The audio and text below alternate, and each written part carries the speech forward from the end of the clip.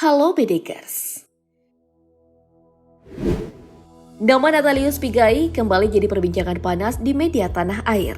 Pasalnya, ia dilaporkan oleh Ketua Umum Baranusa Adi Kurniawan karena dugaan rasisme yang dilakukan oleh mantan Komisioner Komnas HAM ini. Tak sedikit yang mendukung pelaporan itu, dan tetap banyak juga yang membela Natalius Pigai. Mereka menganggap bahwa cuitan Pigai di Twitter bukan tindakan rasisme. Daripada kamu penasaran seperti apa sosok Natalius Pigai, langsung saja kita bongkar perjalanan karir, berita kontroversi, hingga kekayaannya.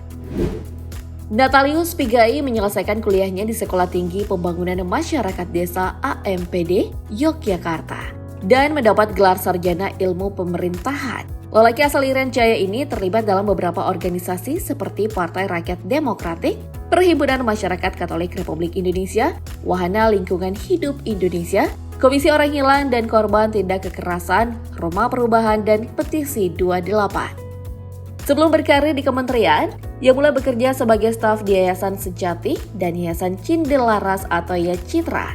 Lelaki yang lahir bersamaan dengan hari Natal tahun 1975 ini pernah menjabat sebagai ketua pada dua lembaga secara bersamaan, yaitu Ketua Asosiasi Mahasiswa Papua atau AMP Internasional dan Ketua Lembaga Studi Renaissance selama 2 tahun. Setelah itu, ia bergabung dalam tim asistensi Dirjen Kes Bangpol Prof. Dr. Sudarsono Harjo Soekarto tahun 2006 hingga 2000. Tahun 1999 sampai 2000, Pigai dipercaya sebagai staf khusus menteri di Kementerian Tenaga Kerja dan Transmigrasi Republik Indonesia di masa kepemimpinan Al-Hilal Hamdi dan Jacob Nuawea. Selama 15 tahun ia mengabdi sebagai aparatur sipil negara di kementerian itu.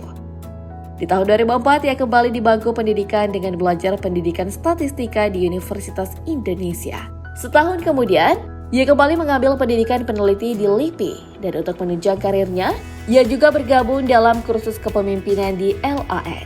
Berkat kiprahnya di isu kemanusiaan khususnya bagi rakyat Papua, pada tahun 2012 sampai 2017, ia pun menjabat sebagai Komisioner Komnas HAM Republik Indonesia dan menjadi satu-satunya orang Papua di masa itu. Natalius juga pernah berniat melebarkan sayapnya dengan mengajukan dirinya sebagai bakal calon gubernur Papua 2018. Namun niat itu gagal lantaran kurangnya dukungan yang berpihak padanya. Setahun kemudian, ia mendaftarkan diri menjadi calon pimpinan KPK periode 2019-2023. Namun lagi-lagi ia harus menerima kegagalan lantaran Natalius menjadi salah satu dari 184 pendaftar yang gagal diseleksi administrasi. Selain bergerak langsung, ia juga melawan bentuk diskriminatif terhadap kaum marginal dengan menerbitkan sejumlah buku, di antaranya Evolusi Nasionalisme dan Sejarah Konflik Papua, Migrasi Tenaga Kerja Internasional, Anak Indonesia Teraniaya, Status Kewarganegaraan Anak TKI di Malaysia, dan Tenaga Kerja Penyandang Cacat. Tak diragukan lagi ya semangat kerja kemanusiaan yang dilakukan oleh Natalius Pigai ini. Tapi tahu nggak Bedikers? Setelah lama berkecimpung di dunia kemanusiaan, bukan kali pertama juga ia tersandung kasus rasisme. Tahun lalu tepatnya di bulan September, ia menulis status di Twitter dengan mengatakan bahwa Minang anti Pancasila dan orang Minang tak layak sebagai presiden karena Natalius menganalisis bahwa orang Minang tidak Pancasilais. Selain itu ia juga menyeret nama Fadlizon di Twitternya yang merupakan Ketua DPP Ikatan Keluarga Minang. Cuitan itu berbuntut panjang hingga seseorang bernama Asmil merasa tersinggung dan membawa kasus itu ke ranah hukum. Kali ini ia mengkritik sikap Jokowi dan Ganjar Pranowo di Twitter dengan menyebut bahwa ia tak menaruh kepercayaan terhadap Presiden dan Gubernur Jawa Tengah itu lantaran berbagai hal buruk menimpa warga Papua. Aktivis kemanusiaan ini pun menerima kasusnya diselesaikan secara hukum, sebagaimana warga dari negara demokratis. Dan buntut dari pelaporan terhadap dirinya, ia berencana akan melaporkan balik sejumlah tokoh seperti Menteri Sosial Tri Risma Harini, Gubernur Daerah Istimewa Yogyakarta Sri Sultan Hamengkubuwono, dan Luhut Binsar Panjaitan, mantan Kepala Bin Jenderal Purnawirawan AM Hendro Priyono, yang juga atas dugaan rasisme terhadap warga Papua. Bukan tanpa alasan yang jelas, Natalius mengakui bahwa ia memiliki sejumlah bukti atas tindakan rasisme terhadap warga Papua yang dilakukan oleh para tokoh terkenal itu di media. Natalius sebagai orang Papua juga mengakui bahwa ia seringkali menerima perlakuan diskriminatif itu. Masih ingat? Salah satu kasus rasisme yang paling parah dan menghebohkan tanah air adalah ketika foto Natalius disandingkan dengan seekor gorila.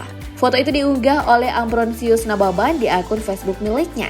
Anggota Partai Hanura ini menyindir pernyataan Natalius yang dengan tegas menolak vaksin Sinovac di awal tahun 2021. Namun kesalahannya justru pada cara Ambrosius menanggapinya, karena menyandingkan foto Natalius dengan seekor hewan yang identik dengan tindakan rasisme terhadap warga Papua. Duh, stop bawa-bawa nama daerah deh kalau mengkritik sikap orang lain, kan jadinya rumit kayak gini. Ya nggak Bedikers?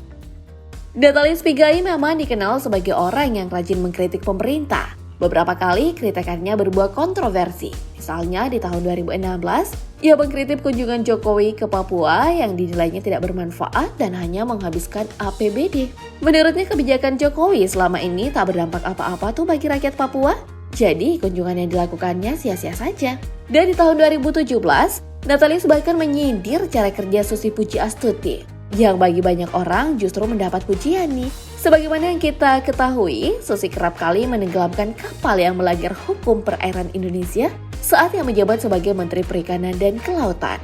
Natalius mengungkapkan kalau menenggelamkan kapal bisa juga dilakukan oleh semua orang, termasuk orang bodoh.